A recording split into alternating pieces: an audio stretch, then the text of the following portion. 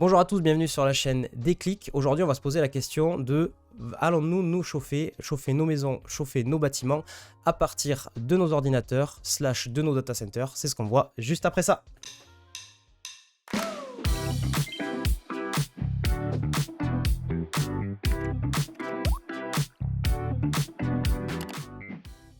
Allez, bonjour à tous, bonjour à toutes. Donc aujourd'hui, un programme bien chargé, une actualité bien fournie. Et on commence du coup avec cette première actualité que j'ai trouvée du coup sur ZDNet. Donc les data centers, une nouvelle source d'énergie pour chauffer les foyers européens. Donc on va voir qu'il y a de plus en plus d'initiatives qui sont prises finalement par soit par des gros de la technologie, soit aussi par des entreprises privées qui en fait ont bien compris qu'on pouvait exploiter toute la chaleur en fait émise par les data centers, les ordinateurs, les serveurs, etc.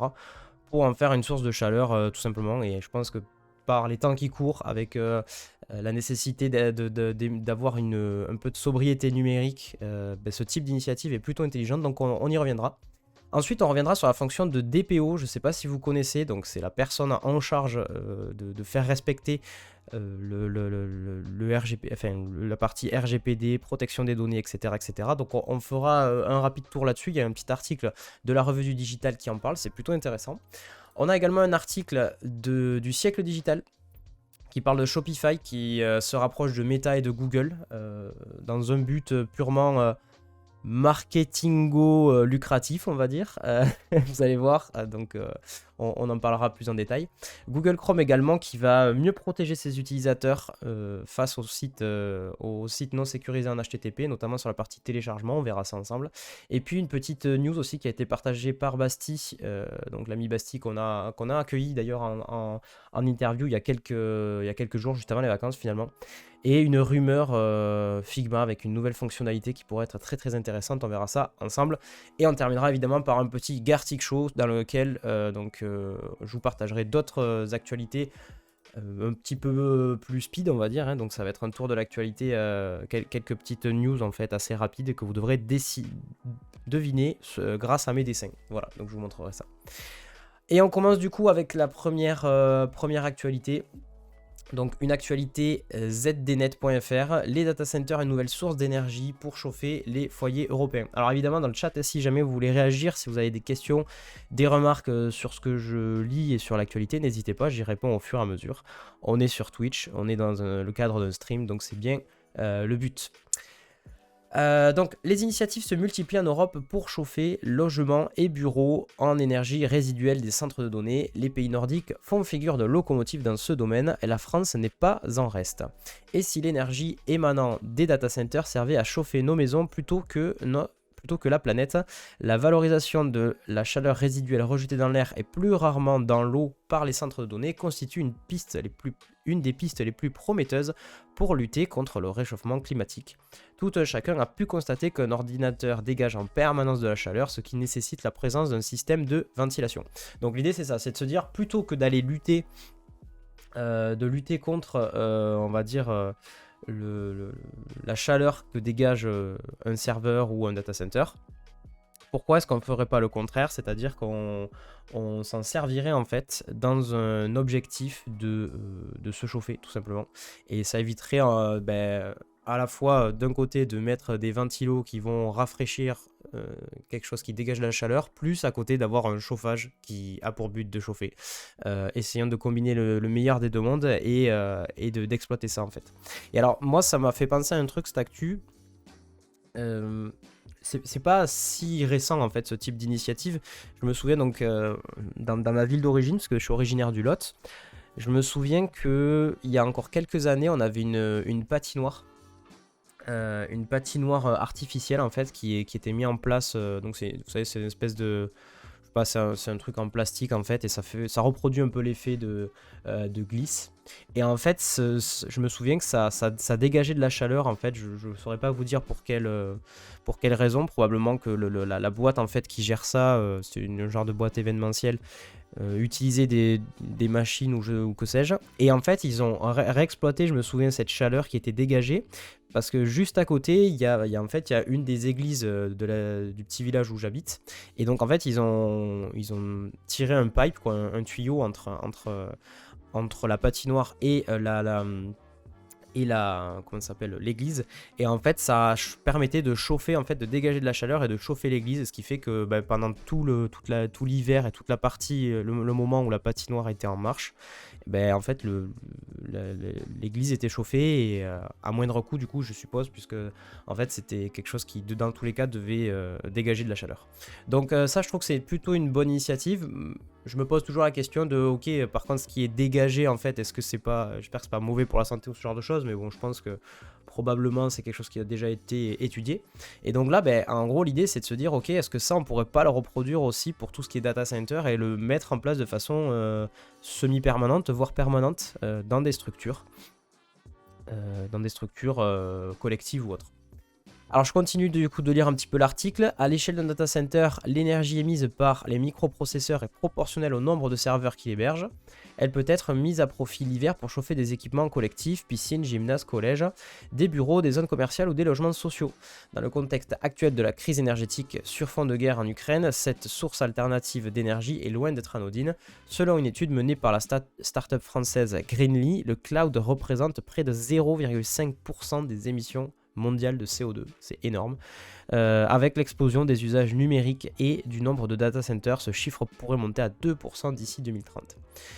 Toujours selon l'étude de Greenly, les 3 hyperscalers américains émettent d'ores et déjà 200 millions de tonnes de CO2 équivalent par an. À titre de comparaison, les data centers AWS consomment davantage d'électricité que la Belgique, Microsoft Azure autant que la Suisse et Google Cloud que l'Irlande. Donc voilà, on parle d'entreprises privées qui émettent autant voire plus que certains pays, c'est énorme. Donc les GAFAM à la manœuvre. Selon un article du Wall Street Journal, l'Europe est à la pointe de la récupération d'énergie résiduelle des data centers. Pour illustrer ce constat, le journal américain a passé en revue les récentes initiatives des GAFAM sur le vieux continent. Donc voilà, tout ça pour dire que c'est pas quelque chose qui est tout récent, c'est des initiatives qui existent déjà, mais là, visiblement, ça pousse un peu plus pour pour accélérer, quoi, tout simplement. Et donc, oui, voilà, au cours de l'année écoulée, Amazon, Apple et Microsoft ont commencé à connecter ou ont annoncé leur intention de connecter leurs principaux centres de données au système de chauffage urbain en Irlande, au Danemark et en Finlande. J'ai vu un peu plus loin dans l'article, oui, voilà, c'était ça. Facebook depuis 2020 qui utilise aussi ses excès de chaleur de son centre de données local pour la ville d'Odense au Danemark. Je sais pas si ça se prononce comme ça, mais voilà. Environ 11 000 foyers devraient en profiter l'année prochaine. Apple travaille aussi depuis 2017 avec une ville danoise, Viborg, sur la façon d'utiliser la chaleur de son data center. Ce projet pourrait se concrétiser en 2023. Donc voilà, après dans ce paragraphe-ci, ils disent également qu'il y a pas mal d'initiatives en France. Voilà, ce type de prouesse n'a rien de nouveau. Cela fait 10 ans que les data centers de la banque Natixis à Marne-la-Vallée chauffent le centre aquatique intercommunal de Val d'Europe, un projet initié par Dalkia, une filiale de Veolia d'EDF. JP, coucou à toi, qui dit c'est comme la récupération de la chaleur sur les groupes frigorifiques. Écoute, je ne savais pas, mais c'est vrai que maintenant que t'en parles, ça paraît logique. Donc en gros, ça serait quoi? C'est des groupes de froid, je suppose, typiquement, donc des chambres froides ou ce genre de choses qui pourraient émettre de la chaleur et on récupère les calories et on l'exploite. Ça fait un peu, en fait, c'est le principe de la pompe à chaleur, quoi, non? Si je me trompe pas, parce que c'est un peu le principe, hein. Tu récupères les calories émises, enfin en gros des calories dans un endroit et tu les injectes ailleurs ou ce genre de process, quoi. Enfin j'ai l'impression, je suis pas spécialiste en la matière mais voilà. Et ensuite, toujours en France, Carnot, donc je ne sais pas si vous connaissez cette entreprise qui fait figure de pionnier. Depuis sa création en 2010, cette start-up francilienne propose à la fois de la puissance de calcul, tout en profitant de l'énergie émise pour chauffer les bureaux et les logements sociaux. Donc j'ai regardé ça vite fait. En gros, c'est ça l'idée. J'étais d'ailleurs tombé sur un article, je crois que c'était un bailleur à Toulouse, parce que pour ça, les et ceux qui ne le savent pas, chez Déclic, on est originaire du sud-ouest, voilà, de Toulouse donc. Et j'avais vu justement qu'il y avait une personne qui avait en fait refait des appartements et qui avait fait appel justement à Carnot, qui est une entreprise, je crois qu'ils sont sur Paris, enfin dans la région parisienne en tout cas.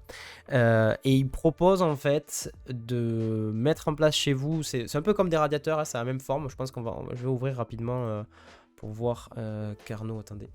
Et en fait, il profite en fait de la chaleur dégagée. En fait, ça ressemble à un radiateur, mais ça n'en est pas un. En fait, c'est un ordinateur, c'est une machine pour faire des calculs. Et donc, bah, ils allouent de la puissance, et en plus de ça, ça permet d'émettre de la chaleur comme le ferait un radiateur. Donc ça, c'est l'entreprise carnot.com. J'aimerais bien savoir si on peut... rendu 3D. Donc voilà, eux ils proposent évidemment du calcul parce qu'ils doivent avoir un parc gigantesque en fait sur lequel ils répartissent leur puissance de calcul. Et en tant que particulier, je suppose que du coup on va pouvoir aussi placer des radiateurs chez soi. Est-ce que si je mets Carnot, Toulouse, logement, est-ce que je le retrouve? C'est ça, près de Toulouse, il y a encore le... Tac, voilà, c'est ça. Ça a cette tête là. Vous voyez, ça a cette tête là, et ce qui est plutôt enfin je trouve qu'en termes d'esthétisme ils ont vraiment fait un bon effort quoi. Et du coup vous avez la possibilité comme ça de chauffer directement vos logements. Et d'ailleurs, ouais, c'est cet article, un bailleur à Launaguet près de Toulouse fait installer des radiateurs qui sont aussi des petits data centers, une source de chauffage gratuite pour ses locataires. Et du coup, il disait que la facture a été grandement réduite. Je sais plus si c'était réduit à 0 ou diminué, mais voilà. Donc c'est plutôt cool. JP qui met... a priori, il récupère sous forme d'eau chaude sanitaire et ou de chauffage. D'accord. Sous forme d'eau chaude sanitaire. Ok. Ouais, après, moi, dans l'idée, c'était plus de dire, tu vois, le fait de prendre des calories à un endroit et de les réinjecter ailleurs, quoi. Et puis donc l'article conclut sur également, ouvre un petit peu le débat et dit en fait que au niveau européen, il va y avoir aussi, enfin au niveau de la législation pour être plus précis, il va y avoir aussi probablement en Europe et en France des initiatives qui vont faire qu'on va pousser ce type d'initiative. Ça veut rien dire, mais il va y avoir de l'incitation fiscale probablement pour pouvoir pousser ce type d'initiative. Le phénomène pourrait s'accélérer sous pression réglementaire. Selon le Wall Street Journal, l'Union européenne finaliserait une directive sur l'efficacité énergétique obligeant les opérateurs à mener des études de faisabilité sur le recours à l'énergie excédentaire de leur data center. Quelque part, j'ai envie de dire, tant mieux, ça paraît logique dans le sens où tu te dis que d'un côté on lutte contre de la chaleur, tu fous des data centers dans les océans ou ce genre de choses, alors qu'en fait... on est en pleine crise énergétique et on ne sait pas trop comment est-ce qu'on va pouvoir se chauffer. Pourquoi ne pas limiter la consommation énergétique, tout simplement, en réexploitant ce qui existe déjà en fait, et la chaleur qui est déjà existante. Après la question c'est comment faire au niveau structurel, j'imagine, parce que je sais pas comment tu peux redistribuer en fait. On va pas mettre des tuyaux dans la ville un peu partout. Je sais pas comment techniquement ils vont faire ça, mais bon voilà. Voilà, donc cet article de ZDNet, très intéressant. Je trouve ça plutôt cool. C'est pas quelque chose de nouveau, mais c'est quelque chose qui est très prometteur. Et j'espère qu'ils vont trouver des solutions là-dessus, parce que ça pourrait résoudre pas mal de soucis. Voilà les amis pour cette première actualité. Donc je vous lis dans le chat, pas plus. C'est la reprise, tout le monde a du mal un petit peu. Et il n'y a pas beaucoup de monde ce matin, j'ai l'impression, je sais pas combien on est, mais c'est normal. Il faut qu'on se remette un petit peu dans le bain de 2023. Margot qui met, c'est les fournisseurs qui vont me faire la gueule. Ben oui, c'est sûr qu'ils vont me faire la gueule. Après, je pense que là on est dans un cadre qui nous dépasse un peu tous, et actuellement c'est quand même, je pense que ce type d'initiatives qui peuvent aujourd'hui paraître des, comment dire, ça peut être quelque chose d'un peu particulier qui se dégage un peu euh, de, de, de toute autre idée. Je pense que c'est quelque chose qui va devenir probablement la norme, hein, parce qu'en termes d'énergie, aujourd'hui, il va falloir, il va falloir trouver des solutions. Il va falloir trouver des solutions, sachant qu'on a une consommation qui est de plus en plus importante. Tu regardes typiquement l'utilisation du streaming qui a explosé. Alors je parle pas que de streaming type ce qu'on fait en ce moment, c'est-à-dire Twitch, mais du streaming type plateforme de streaming, SVOD, etc. etc. Les gens sont de plus en plus digitalisés et donc la qualité augmente de plus en plus. Donc voilà, typiquement peut-être qu'un jour on streamera en 4K, qui sait. Donc si on n'arrive pas à être un petit peu intelligent là-dessus et à trouver des solutions qui permettent comme ça de faire de grosses économies, je sais pas jusqu'où on va aller, quoi, mais ça pourrait remettre en cause pas mal de choses. Et nous, les premiers, c'est-à-dire acteurs du monde du web, si t'as pas d'énergie, tu peux plus bosser, tout simplement. Margot qui dit doivent bloquer ce genre d'initiative. Je ne sais pas. Est-ce qu'il y aura des... Ouais, tu veux dire, est-ce qu'il va y avoir du lobbying ou ce genre de choses? Aucune idée, franchement. Et je suis pas assez calé pour m'attaquer à ce type de débat là, parce que voilà, j'ai pas assez creusé la question. Alexis, je suis dans l'ombre, mais hello. Coucou Alexis, meilleur vœu à toi, très content de t'accueillir ce matin dans le chat. Mais j'espère que ces initiatives vont se développer. Je suis d'accord avec toi, Margot, ça serait assez chouette. Ok, alors on enchaîne du coup avec l'actualité suivante, du coup une actualité de la revue du digital qui est... En fait c'est une actu slash... Enfin, c'est un peu plus un dossier qu'une actualité. Mais j'ai trouvé ça plutôt intéressant. Et donc, la revue du digital qui parle de la fonction de DPO. Donc, DPO, est-ce qu'il y a des gens qui ne connaîtraient pas du coup ce que ça signifie DPO? Bob, quel homme mystérieux lui alors. C'est ça. Alexis, il se fond dans la masse, mais t'inquiète, il est toujours présent. Le DPO voit sa feuille de route s'allonger, mais manque de moyens. Est-ce que tout le monde est à l'aise avec cette notion de DPO? Donc c'est marqué dans l'article Data Protection Officer. Est-ce qu'on a un article wiki qui nous donne rapidement, on va dire, une définition en quelques mots, ou pas?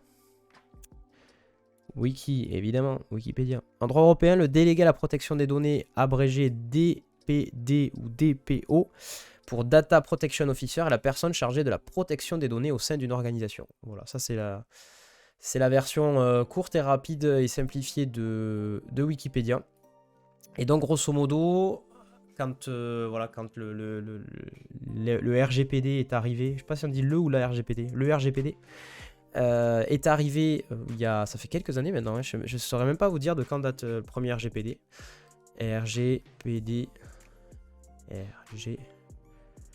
date de sortie, genre comme si c'était un film. Non, ça n'a pas marché. Date RG, oh là là, je suis pas réveillé. Mai 2018. Entrée en application en mai 2018. Après, on a commencé à en parler bien avant, hein. Je pense que voilà, le temps que les gens se mettent en place, etc., ça commence à pas mal à dater. En tout cas, ça fait quelques années déjà. Ça fait 1, 2, 3, 4, 5 ans maintenant, ouais, 5 ans. Ça va faire 5 ans que c'est en place. Et du coup, quand c'est arrivé, il a fallu, disons, pour essayer de faire en sorte que toutes les personnes puissent appliquer ça au sein des entreprises, parce que du jour au lendemain, on impose un certain nombre de normes et de lois au sein d'entreprises du numérique, et plus globalement au sein d'entreprises qui stockent de la donnée. C'est pas simple, parce que la loi et la législation du RGPD a pas mal évolué et évolue encore. Donc il fallait une personne en fait qui soit dédiée à ça et qui soit en charge en fait de faire respecter les lois en vigueur, de bien se mettre à jour par rapport à ce qui apparaît, à ce qui tombe. Oula, désolé. J'avais bloqué sans faire exprès mon Mac. Et donc oui, effectivement, bien se tenir à jour par rapport à toutes les nouvelles normes qui entraient en vigueur. Et donc c'est cette fonction de DPO qui est apparue dans les entreprises. Donc là, bah, grosso modo, cet article fait un petit peu le tour de cette fonction et met surtout en exergue le fait qu'aujourd'hui, la fonction de DPO n'est pas assez considérée au sein des entreprises et surtout n'a pas suffisamment en fait de moyens qui leur sont mis à disposition pour pouvoir faire leur job correctement. Donc je lis rapidement l'article. Après 4 ans de RGPD, voilà, c'est ça, 4 ans, la fonction de DPO, Data Protection Officer, n'a pas encore su trouver sa place entre les différentes parties prenantes des entreprises. Le DPO est désormais identifié en interne, il a su démontrer son utilité, il a néanmoins le sentiment d'être un chef d'orchestre sans orchestre. Cela est notamment dû aux faibles moyens alloués à l'exercice de ce nouveau métier en évolution continue. C'est l'opinion du cabinet d'audit et de grand conseil Grant Thornton, Thornton, je sais pas comment ça se prononce, après une enquête menée auprès de 125 DPO. Une grosse difficulté est la vérification de la conformité RGPD des sous-traitants. Donc ça concerne surtout les grosses entreprises qui du coup ont visiblement du mal on va dire à identifier des problèmes chez leurs sous-traitants et à faire respecter le RGPD. À l'heure où les risques liés à la protection des données personnelles sont devenus un enjeu clé des entreprises et face à des réglementations toujours plus vastes, contraignantes et complexes, le DPO souhaite que son rôle soit davantage soutenu. Sur le terrain, l'implémentation du RGPD progresse, mais il reste du chemin à parcourir. Les 2/3, 59% pour être plus précis, des DPO interrogés considèrent la conformité RGPD comme partiellement implémentée dans les entreprises et les organisations. Un nombre encore élevé d'acteurs ont des difficultés à embarquer les entreprises opérationnelles sur le sujet de la protection des données personnelles. Un DPO sur 3, 34%, juge que le niveau de connaissance globale du RGPD est encore trop faible. Pour les 2/3 des répondants, le RGPD est perçu comme une contrainte et les DPO estiment manquer de moyens pour exercer leurs fonctions. Plus de la moitié, 55%, jugent insuffisants les moyens qui leur sont alloués. Selon eux, l'ampleur de la fonction DPO reste parfois sous-estimée, y compris au sein de grands groupes, tant pour ce qui concerne son rôle que sur sa responsabilité et ses missions.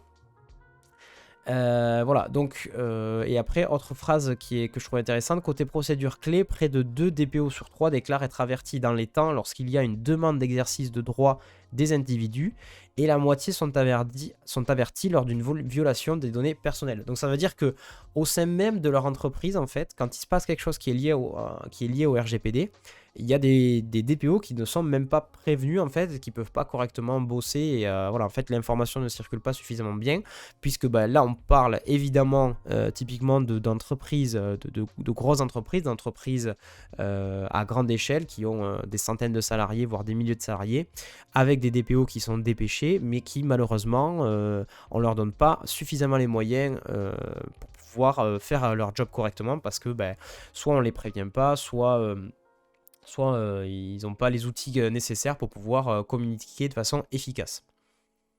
Selon les DPO, la vraie difficulté réside dans le contrôle de la conformité des tiers, pour lequel ils cherchent encore le meilleur processus. En effet, ils jugent peu satisfaisantes les méthodes, particulièrement l'envoi de questionnaires de conformité qui s'avèrent pénibles à traiter et chronophages. Les relations avec un sous-traitant doivent être encadrées par un dispositif contractuel, mais près de 2 DPO sur 3, 58%, ne sont pas certains que cela soit le cas au sein de leur organisation. Voilà, donc ça c'est quelque chose dont on parle depuis pas mal de temps, notamment sur la matinale, c'est-à-dire que la législation est de plus en plus présente dans les métiers du digital, les métiers du web. On voit que ça bouge énormément, on voit qu'il y a de plus en plus d'initiatives et de choses qui sont mises en place. Malheureusement, il y a encore des manques. De toute évidence, il y a encore des manques. Il y a pas mal de gens qui n'ont pas suffisamment de moyens, côté DPO, pour pouvoir faire correctement leur job, et ça va pas aller en s'améliorant dans la mesure où on avait vu que il y a d'autres lois qui vont apparaître. On avait parlé normalement du Digital Service Act, du DSA, qui doit être mis en place au niveau européen, et le DMA aussi, Digital Marketing, c'est Digital Market Act, je crois. Attendez, je vérifie. DSA, je sais que c'est ça, mais DMA, je sais. Oui, c'est ça, c'est DMA pour Digital Service Act, et DMA, c'est Digital Market Act, donc plus sur la partie e-commerce. Donc voilà, c'est la loi, tous les organismes en fait et toutes les entités, que ce soit l'Europe, la France ou autres, vont de plus en plus pousser pour essayer de légiférer et cadrer un peu tout ce qui se passe. Et si c'est pas pris au sérieux au sein même des entreprises, déjà ne serait-ce que le côté RGPD, bah clairement, je pense qu'il va y avoir de plus en plus de sanctions qui vont être mises en place probablement pour essayer de pousser en ce sens. Et on peut pas en fait de façon systématique traiter ça uniquement à coup de avec la carotte quoi. C'est-à-dire être motivé uniquement parce que bah, on a pris un contrôle et du coup il faut qu'on se mette aux normes. Ça c'est un très très gros risque. Il y a beaucoup de gens qui ont laissé des plumes typiquement sur le RGPD en ne mettant pas en place les bonnes choses, en ne mettant pas les outils nécessaires en place, et puis surtout bah, du jour au lendemain ils se prennent un contrôle et du coup amende plus refonte de leur site parce que je sais pas moi, au niveau consentement des cookies c'est pas bon, au niveau enfin bref il y a x choses sur lesquelles ils sont pas aux normes et ça représente un coût monumental. Donc vraiment au sein de vos entreprises, vous qui êtes du secteur du numérique probablement, poussez vraiment dans ce sens là parce que il vaut mieux en fait se mettre aux normes de façon un petit peu régulière que de se faire tomber dessus et puis du jour au lendemain vite devoir tout refondre et tout changer. Donc je trouvais cet article assez intéressant. La fonction de DPO, je pense que c'est pas une fonction aujourd'hui dont on parle tous les jours et c'est bon de faire un bilan en fait quelques années plus tard, donc au bout de 4-5 ans on va dire de mise en place du RGPD avec cette fonction de DPO qui existe évidemment et qui lui est rattaché, de savoir si est-ce que oui ou non, maintenant qu'on est un peu sorti de la hype RGPD, parce que je me souviens très bien que quand le RGPD est sorti, tout le monde parlait que de ça, est-ce que aujourd'hui, maintenant que le soufflet est un peu retombé, ben, ça continue à être respecté, et est-ce qu'on donne bien les moyens de faire respecter la loi? Visiblement, c'est pas encore ça, il y a encore des manquements et des choses à améliorer. Allez, on continue du coup avec un article suivant, l'article du siècle digital, et un article qui parle de Shopify. Shopify qui se rapproche de Meta, donc Meta, le groupe détenant Facebook, comme vous le savez, et Google, du coup, pour contourner les règles d'Apple. Alors, je bois un petit peu d'eau.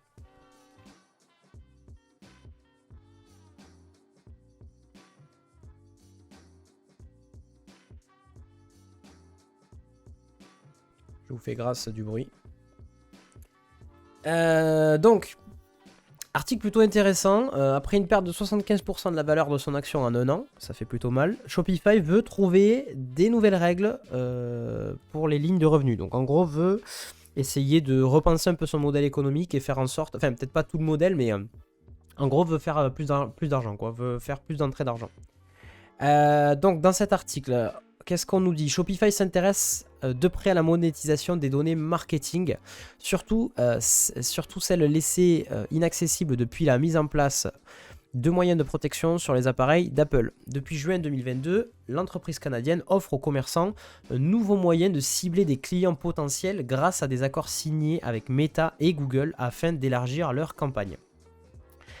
Shopify a explosé entre le début de la pandémie et novembre 2021. Durant cette période, les fermetures forcées des commerces ont obligé les consommateurs à se tourner vers l'e-commerce. La valeur de l'action a alors quintuplé pour l'entreprise canadienne. Cependant, elle a perdu les 3/4 de sa valeur en passant de 169$ en novembre 2021 à 34$ aujourd'hui. Ce niveau est équivalent à celui d'avant la pandémie.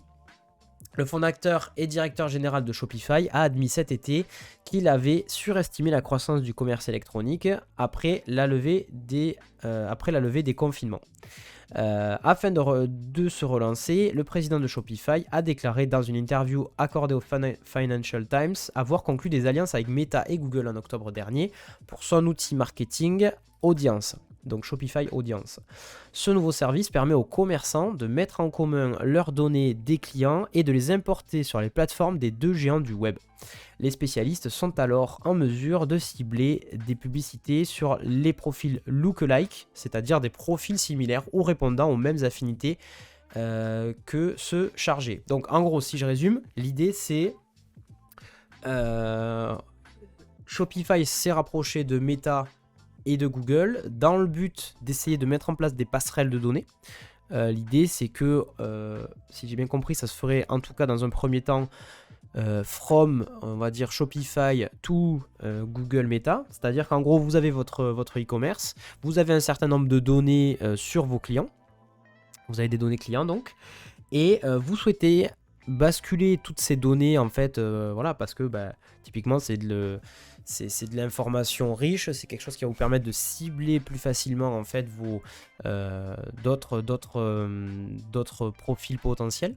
Donc vous allez exploiter toute la donnée que vous avez récoltée, vous la basculez sur les plateformes de publicitaires, on va dire, sur les régies pub de Google et Meta, donc ça va être des Facebook Ads, ça va être des Google Ads, etc. etc. À des fins de pouvoir cibler et mieux targeter en fait d'autres prospects potentiels.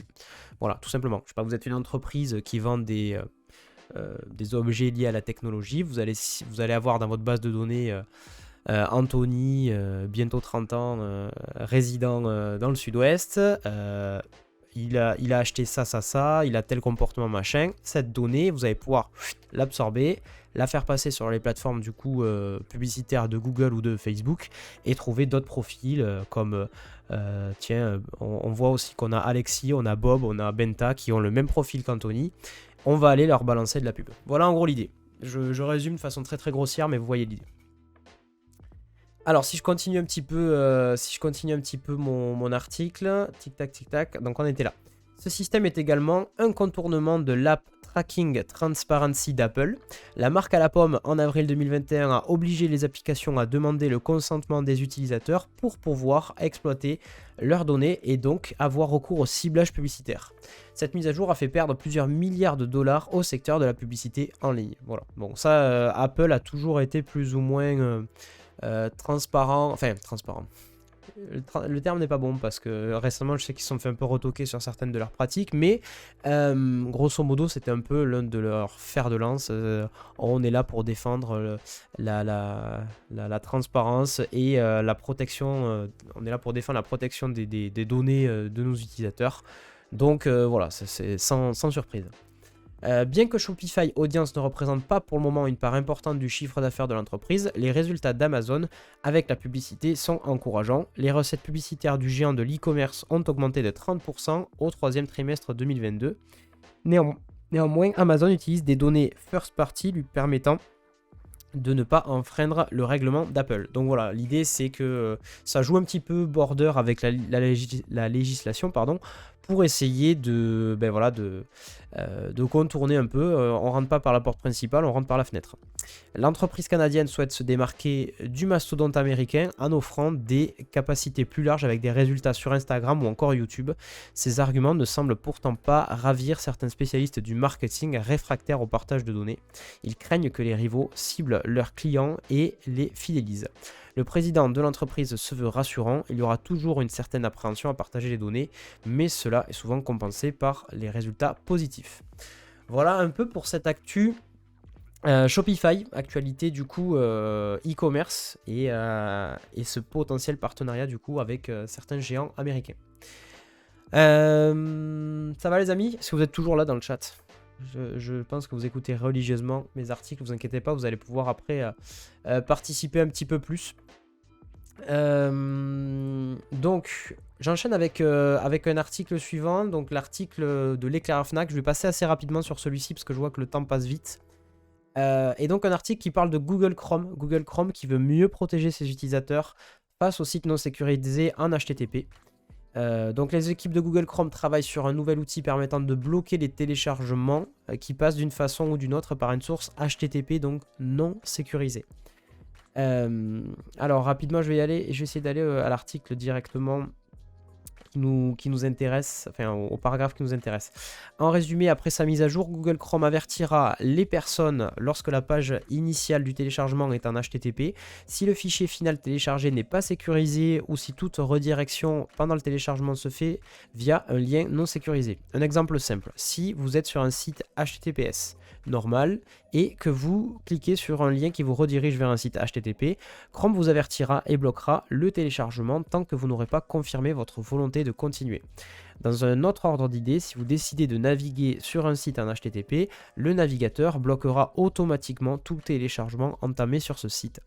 L'outil n'est pas encore déployé et est toujours en construction. De nombreuses extensions permettent à ce jour de sécuriser son site ou de s'en protéger. Voilà. Donc pour celles et ceux qui ne seraient pas à l'aise avec cette notion de HTTP, HTTPS, l'idée c'est que on fait en sorte de... En fait, quand vous allez... quand vous avez un site sur lequel vous... Alors attendez, il faut que je vérifie un truc rapidement. Je veux juste vérifier. Hop. Sinon, je me rends compte que j'ai pas envoyé une petite notif sur Discord. C'est pas grave. Tac. Oui, donc quand vous avez un site en fait qui est en HTTP, qu'est-ce que ça signifie? Ça signifie, s'il n'est pas en HTTPS, que la donnée en fait qui transite entre le client, donc la personne en fait qui, l'internaute tout simplement, et le serveur qui stocke le site, n'est pas chiffré en fait.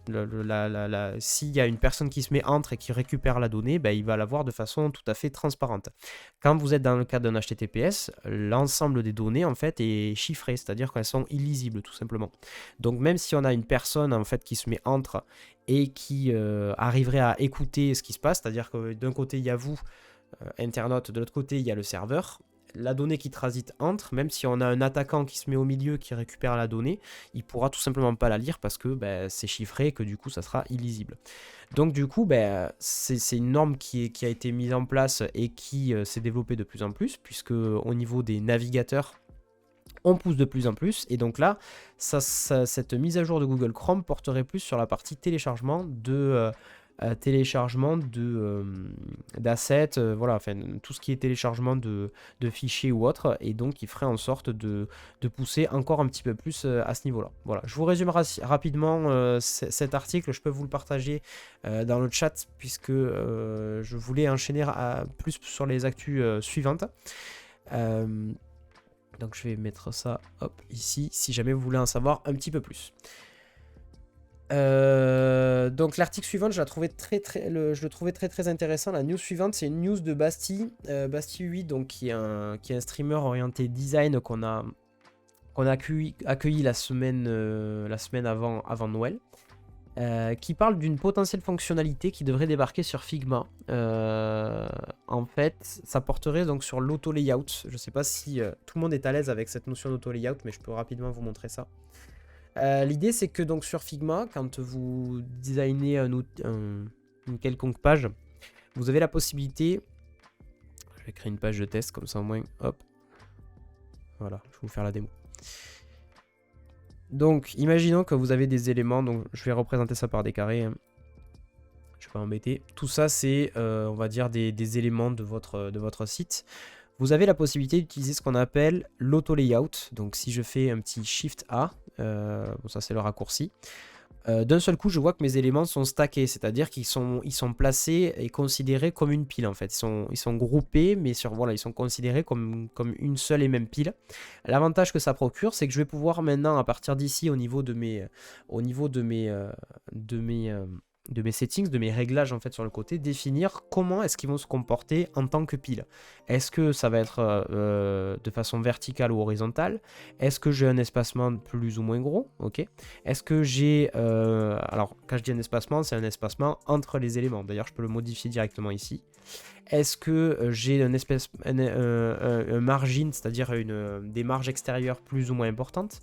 Pareil pour la partie horizontale, si jamais je mets une couleur de fond, vous allez plus facilement le voir. Voilà, et donc en gros je définis globalement comment se comporte ma pile, comment est-ce que mes éléments vont se comporter. Ça c'est une fonctionnalité qui est vraiment puissante, qui au début n'est pas spécifiquement facile à comprendre, mais à terme je peux vous garantir que c'est quelque chose de très puissant. Sauf que la fonctionnalité du coup de l'auto layout a quand même un petit défaut, c'est qu'elle ne permet pas de définir un comportement de retour à la ligne. Donc si jamais il y a des développeurs dans le chat, vous avez notamment des fois accès à ce qu'on appelle les flexbox, donc une propriété CSS qui permet de gérer le comportement de certains éléments. Et donc, par rapport au flexbox, l'auto layout ne permet pas, si jamais voilà, je dois faire grossir en fait, rajouter de nouveaux éléments, je peux dire ok, je veux que mon auto layout ait une taille fixe, d'accord, voilà, donc là c'est 866. Quand je vais dupliquer, soit ça va dépasser, soit sinon ça va resizer, ça va diminuer en fait la taille de mes éléments. Donc je peux définir ce comportement là, je peux lui dire ok, je veux que tu files le container, c'est-à-dire je veux que tu prennes la place qui soit mis en place et tu te la répartis entre chacun des éléments. Donc si jamais effectivement je mets plus d'éléments, soit ça va diminuer la taille, soit ça va dépasser de mon conteneur, mais je n'ai pas la fonctionnalité, un peu comme on aura en Flexbox, de faire en sorte de revenir à la ligne.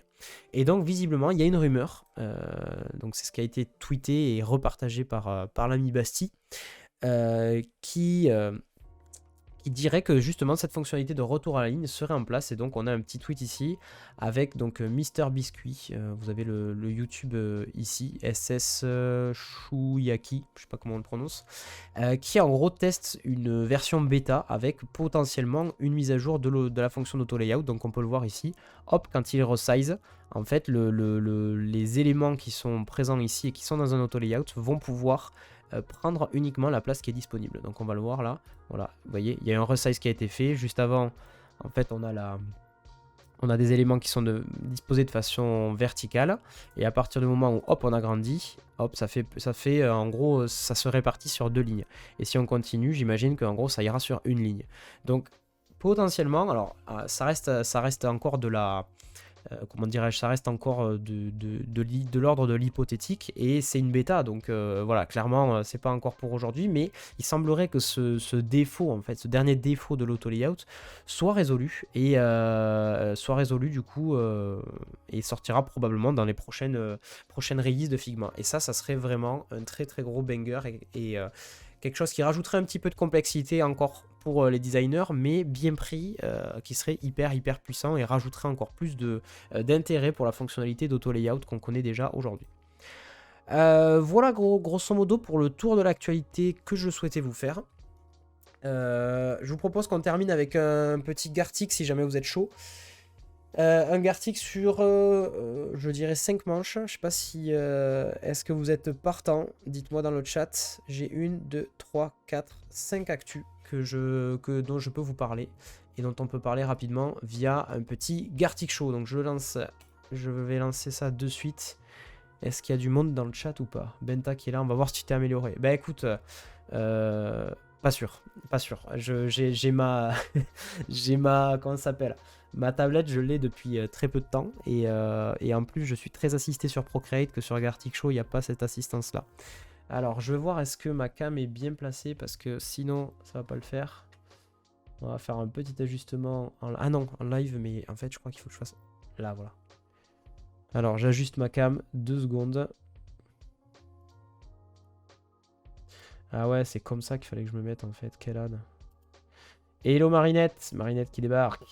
Bienvenue à toi, mes meilleurs vœux. Alors, je vais prendre ma cam, hop, je vais la mettre par là. Est-ce qu'on est bien là? Caméra, je vais peut-être la baisser un poil.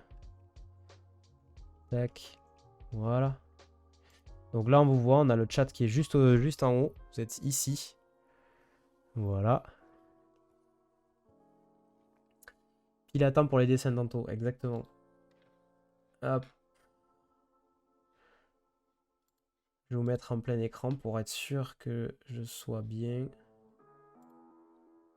Ouais. Ok, alors ce qu'on va faire, c'est qu'on va partir sur mots personnalisés, on va partir sur du 90 secondes, et on va faire 5 manches. On va faire donc une première partie Gartic vraiment portée sur l'actu, et puis si jamais vous êtes chaud et si vous êtes mignon, comme on dit chez moi, il n'y a pas de problème, on en fera une deuxième un peu plus pour le fun. Alors, attendez, je vérifie que tout est ok. Il faut que je mette ça à part par contre. Et oui, Anto, si tu mets pas ça à part, tu risques pas de voir grand chose. Tac. On va mettre le Gartic ici. Yes. Et ça là. C'est bon. Tac. Par contre, il faut que je me dessine un truc parce que sinon, ça va pas le faire.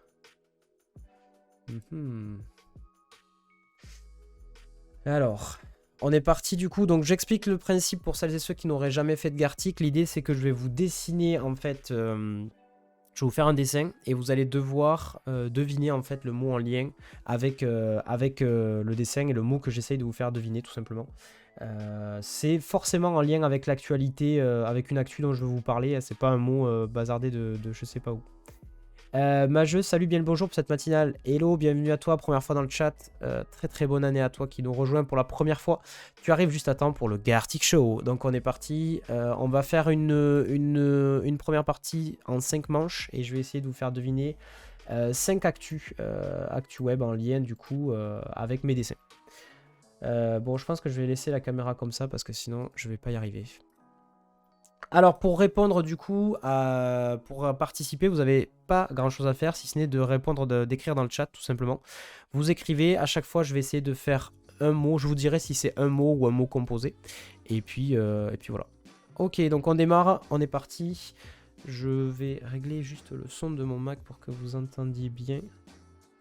Tac, et je vais baisser un peu la musique.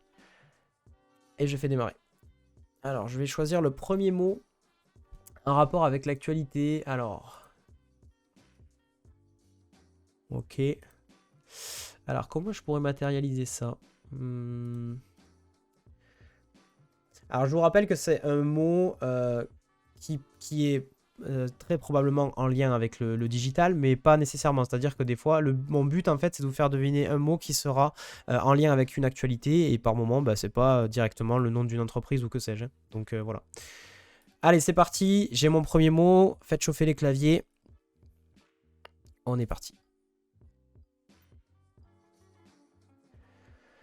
Allez, premier mot du coup. J'ai pris une référence, je vous cache pas, parce que sinon ça le fait pas. Je peux pas. Si je dessine de mémoire, ça va être une catastrophe. Donc. Tac.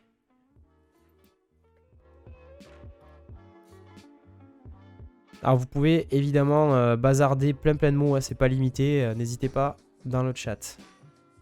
Et Margot qui a deviné le premier mot, c'était recyclage. J'ai essayé de faire le logo de recyclage, mais le temps que je fasse toutes les flèches, j'ai pas eu trop le time.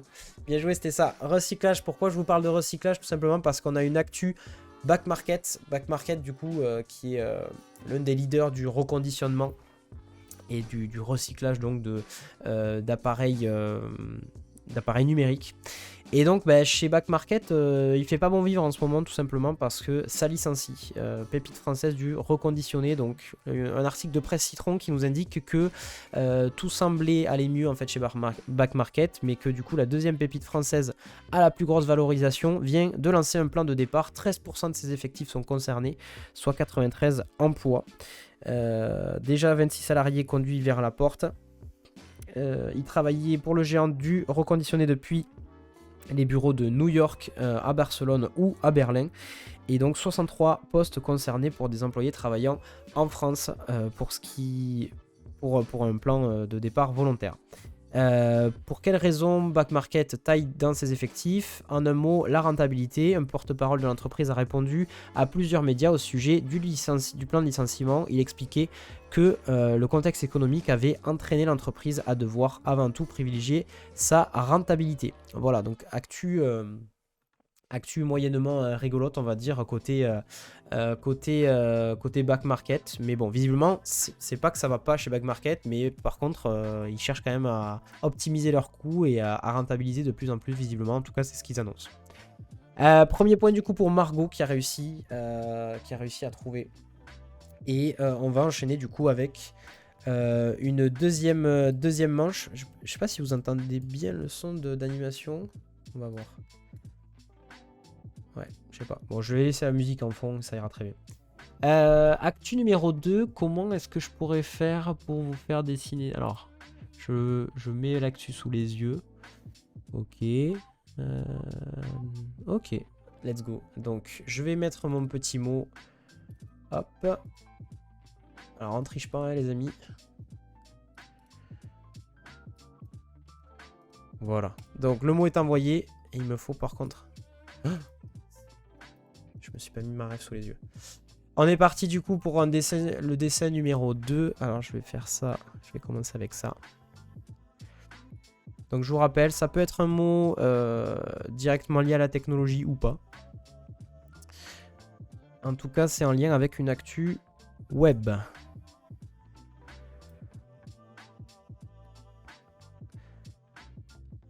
C'est pas YouTube, Bob. Oh là là, Bob qui a deviné. Trop rapide. C'était Telegram. Bien joué. Ah, bien joué. Tout le monde avait deviné. Bob, Alexis, Benta. J'aurais pas dû commencer par l'avion, mais en même temps, comment je peux faire autrement? Comment je peux faire GG en tout cas. Sachez que si jamais... Alors ça, la dernière fois, on m'avait fait un petit peu la réflexion sur oui, mais je comprends pas, moi je l'ai écrit en premier. Sachez que en fait, c'est pas quand vous tapez un texte, vous forcément de votre côté, vous allez le voir comme apparaîtant en premier, mais en réalité, il y a un petit décalage le temps que ça parte sur Internet, etc. etc. Donc ça, sur ça, je peux pas y faire grand-chose. C'est Twitch qui reçoit ou pas, et ça dépend de votre connexion, etc. etc. Ma jeu qui met GG. En plus, j'ai lu ce matin une news là-dessus. I'm so bad. Non, mais c'est pas grave, c'est pas grave. Moi, là, c'est la première matinale 2023. On rentre tous de vacances. C'est pas facile. Il faut s'y remettre.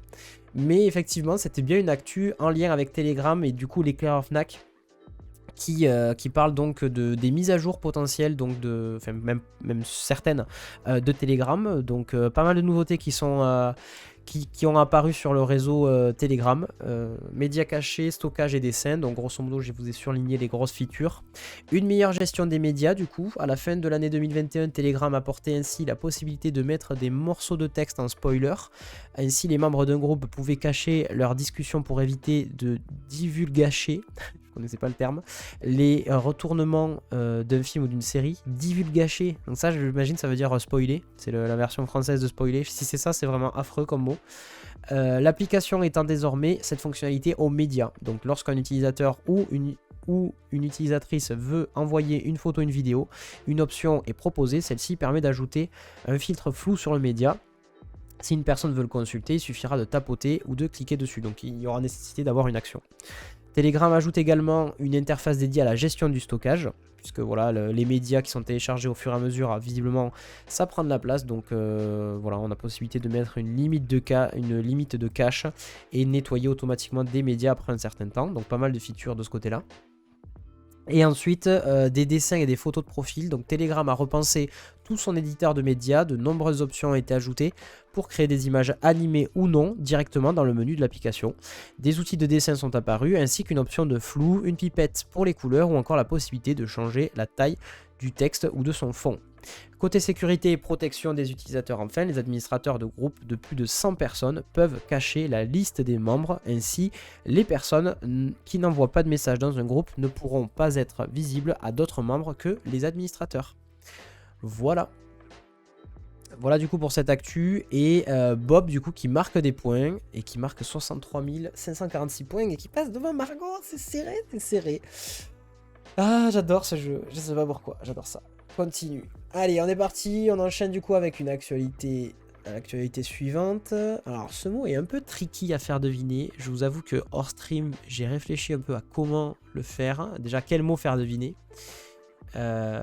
et comment le décider. Mais c'est pas simple. Alors, je vais me prendre une petite ref quand même sous les yeux.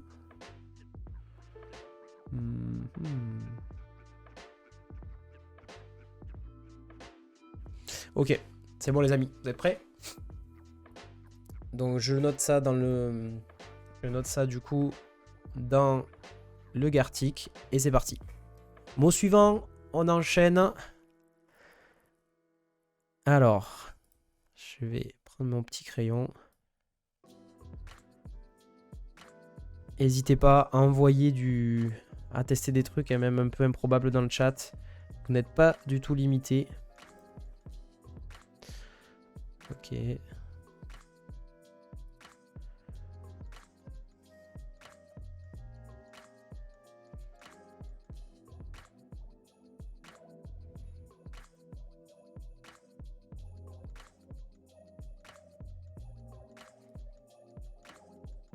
Ah, trop rapide, Venta. J'ai pas eu le temps de dessiner ma petite corbeille, bordel.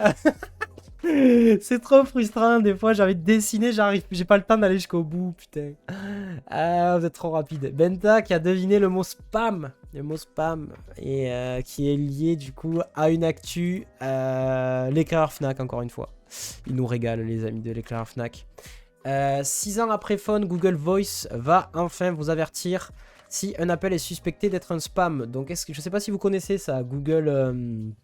La Poste, mes filous. Hello filou, bonne année à toi. J'avais même pas vu que t'étais dans le chat, je suis désolé. Donc je sais pas si vous êtes utilisateur, utilisatrice de cette application Google Voice Call.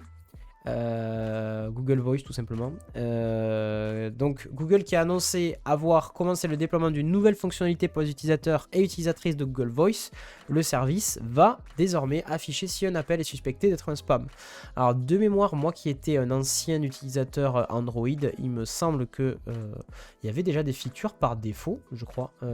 Merci Filou, bonne année, meilleurs vœux à toi aussi. Il me semblait que sur Android, de base, on avait une espèce de fonction smart qui permettait de faire ça. Mais bon, de toute évidence, là, de toute façon, c'est sous format d'une appli. L'appli Google Voice. Et donc, l'idée, bah, c'est d'essayer de vous dégager un petit peu des appels un peu spammy, ce genre de choses. Les gens qui vous vendent des assurances ou de l'isolation à 1 euro. Je pense que vous savez de quoi je parle.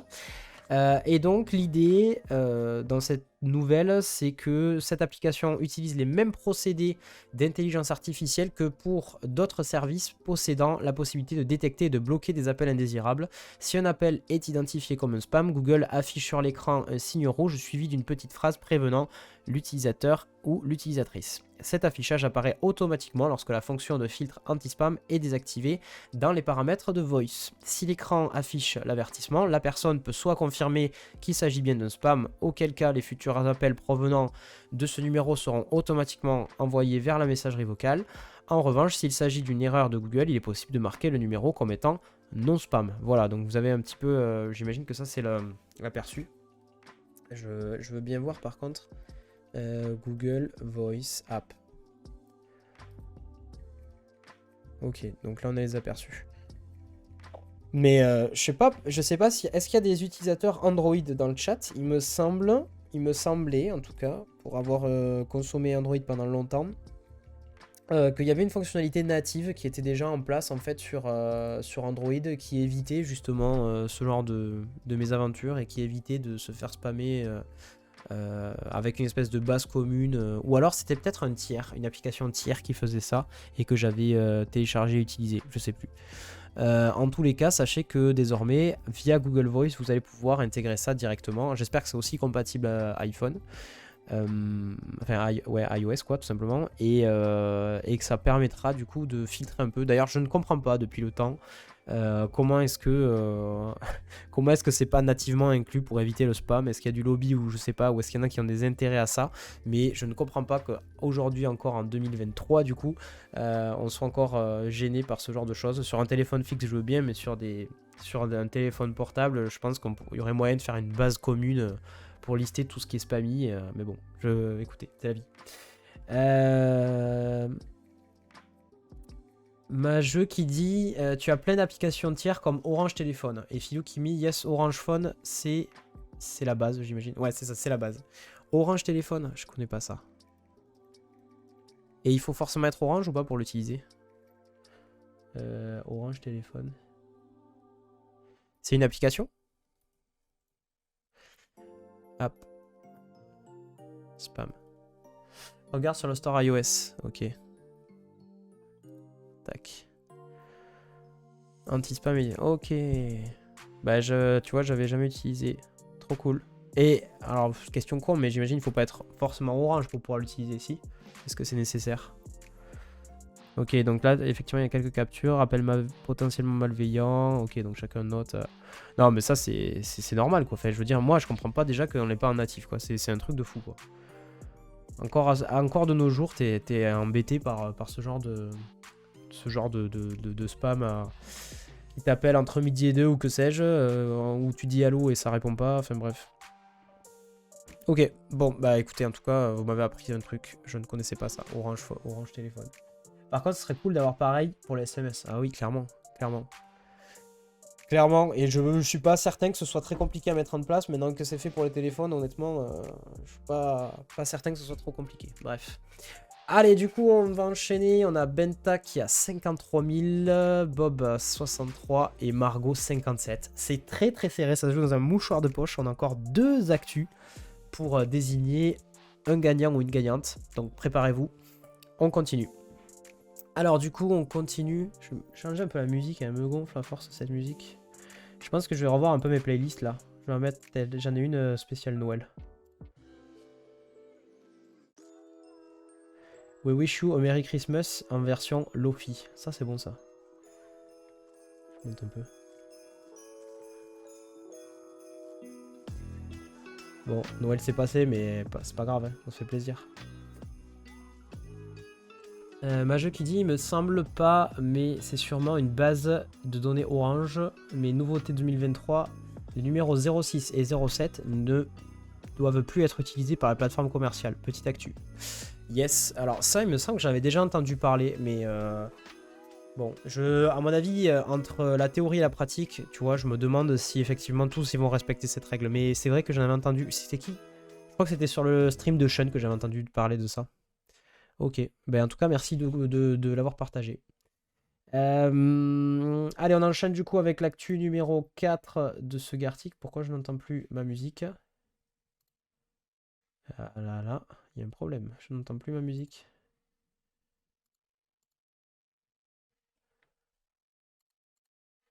Est-ce que vous entendez du son? J'entends plus rien moi. 1, 2, 1, 2. Ok, chelou, j'entends plus. Excellent. Enfin, excellent, non, pas forcément. Je vais relancer Spotify. Tac. Plus de musique non plus. Ok, bah vous inquiétez pas, hein, on va trouver. Je pense qu'il a mal pris le fait que je lui dise. Ok, chelou. Tic-tac, Spotify. Pas grave, je vais faire d'une autre manière. Alors attendez, comment je vais faire ça? J'ai un plan de secours, ne vous inquiétez pas. Pas de panique. Epidemic Sound. Hop. Je vais le mettre directement dans mon navigateur. Et je vais couper Spotify. Ah, ce matin, je pense que même la technologie a du mal, hein. C'est normal. Il faut s'y remettre. Old school hip-hop. Allez, c'est cool. Vous allez me dire si vous entendez quelque chose ou pas.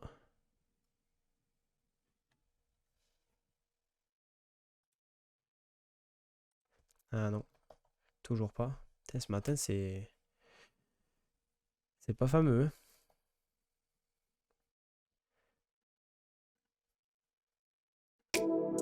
Là, ça va être mieux. Un peu fort même. Ah, ok. Mais c'est pour ça qu'on n'entendait pas la musique. Ok, c'est bon. J'ai pigé. Bon, je vais pas vous expliquer là en direct, mais ok. Ouais, ça fait partie, vous savez, le stream, ça fait partie des trucs un peu en direct où il faut gérer, il faut se démerder. C'est comme ça, c'est la vie. Allez, on enchaîne du coup avec l'actualité numéro 4 de ce petit Gartic Show. Alors, comment je vais dessiner ça? J'ai la solution de facilité, mais j'ai pas envie de le faire comme ça. Est-ce que je pourrais pas trouver un mot un peu plus complexe? Ouais,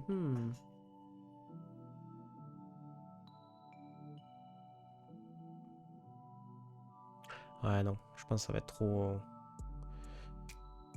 Comment je pourrais faire ça?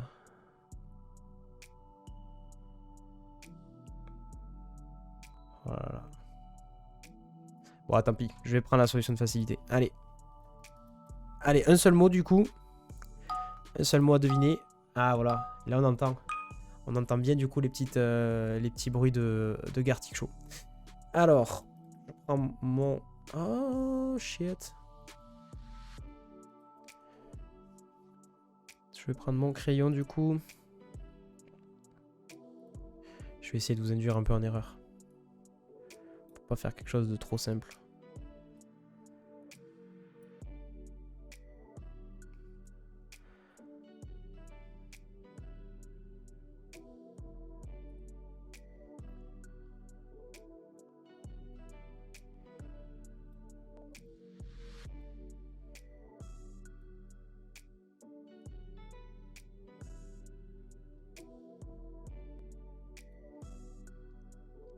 Hello Dev Girl.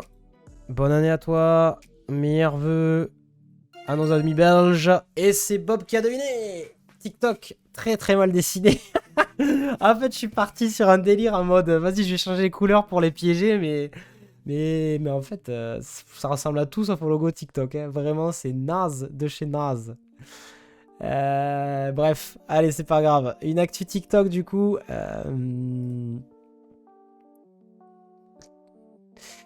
Une actu du coup TikTok, toujours sur l'éclaireur Fnac. J'ai tout trouvé là-bas en fait, je m'en suis même pas rendu compte, j'aurais dû varier un peu plus. Et donc aux États-Unis, la Chambre des représentants qui bannit TikTok de ses appareils officiels. Donc ça, je sais pas si vous avez déjà entendu parler, mais en fait, l'idée c'est que récemment, il y a eu des petits soucis de protection des données et autres. Je crois qu'ils le disent dans l'article. Sur TikTok, je vais lire l'article, ce sera plus facile. L'équivalent de l'Assemblée nationale aux États-Unis a interdit l'installation et l'utilisation de l'application TikTok sur les appareils officiels. Une mesure prise dans un regain de méfiance du pays vis-à-vis de la célèbre application smartphone chinoise. Après, voilà, c'est ça dont je voulais parler. Après l'affaire d'espionnage de journalistes. Donc celle-ci est accusée de collecter des données de ses utilisateurs et utilisatrices américains pour le compte du gouvernement chinois. Donc là, on est dans de la politique et de la diplomatie. Hein. Désolé, c'est un peu hors contexte, mais forcément, ça nous touche tous, puisqu'il s'agit d'une actu social média avec TikTok. Et voilà, côté États-Unis, j'ai l'impression que c'est pas très bien vu, c'est vu vraiment d'un très mauvais œil. Surtout que voilà, c'est une application chinoise, enfin d'origine chinoise, en tout cas, la boîte qui détient TikTok. Le site d'information américain NBC News a pu mettre la main sur une note envoyée au sein de la Chambre des représentants.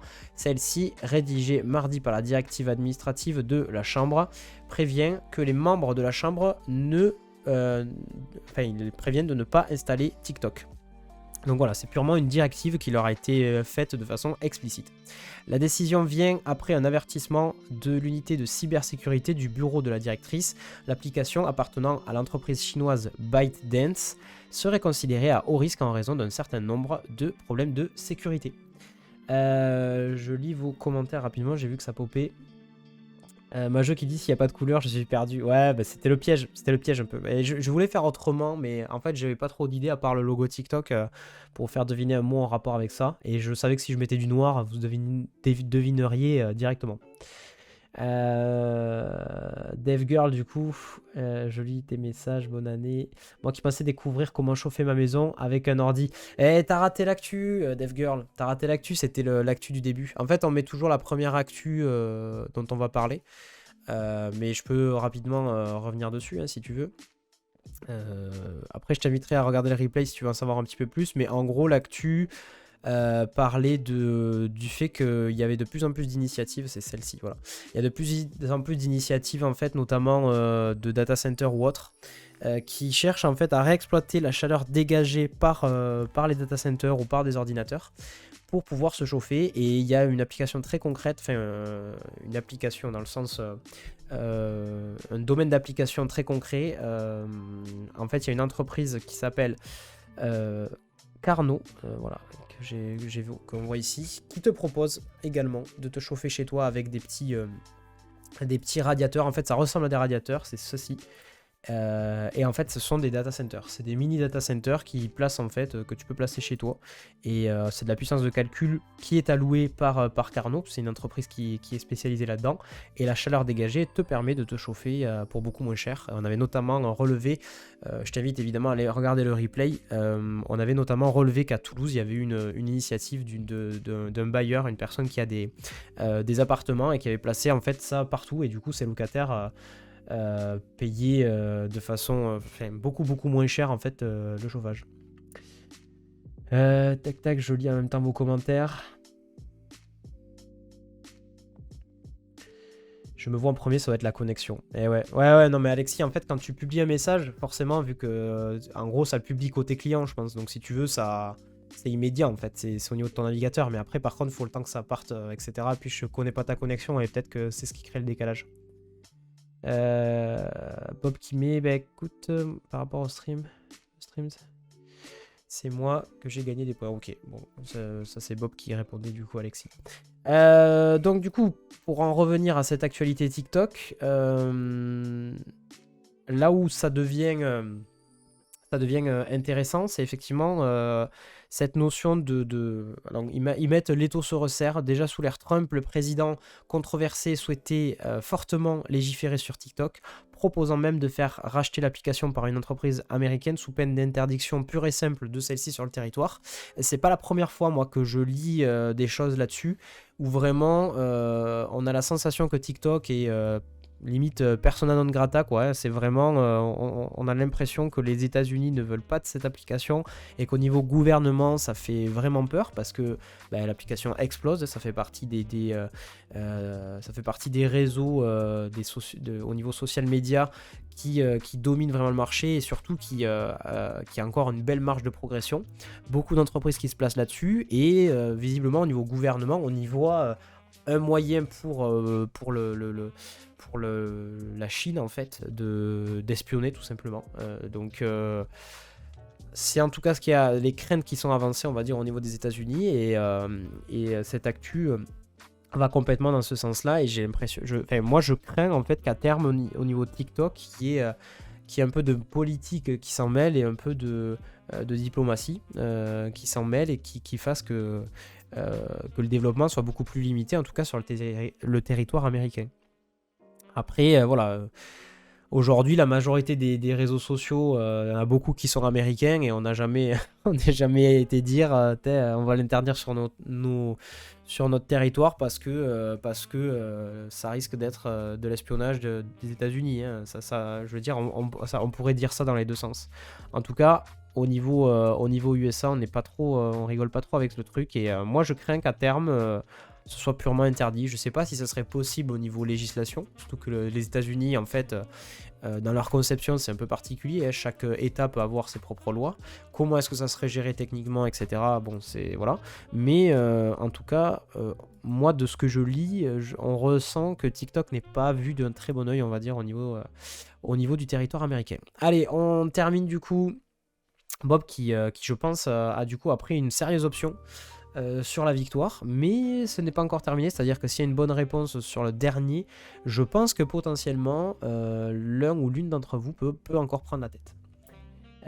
Majeux qui met, c'est comme pour les entreprises USA en Chine, elles sont obligées de montrer patte blanche, voire d'être co-dirigées par un Chinois sur leur territoire, donc pas étonnant que les USA fassent pareil. Ben voilà, c'est ça.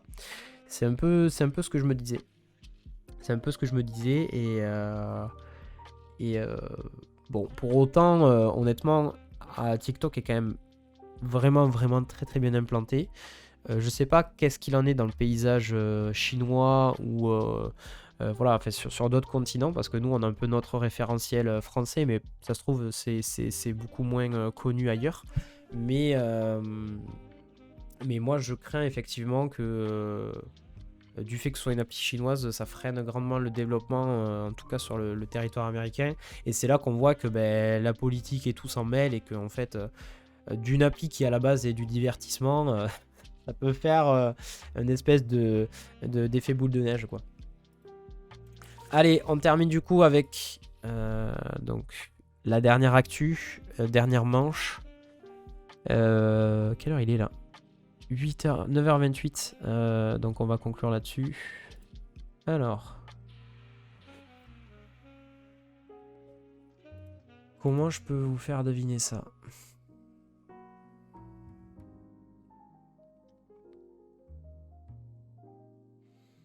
Bon, il y a la version facile, mais j'ai pas envie de faire ça.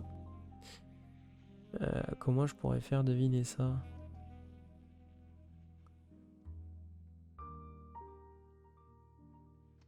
Bon, allez, je vais faire, tant pis, je vais faire une façon un peu facile. Donc là, ça va être, c'est un mot composé, enfin, c'est deux mots tout simplement, pour avoir la bonne réponse. Hop, j'envoie, et c'est parti.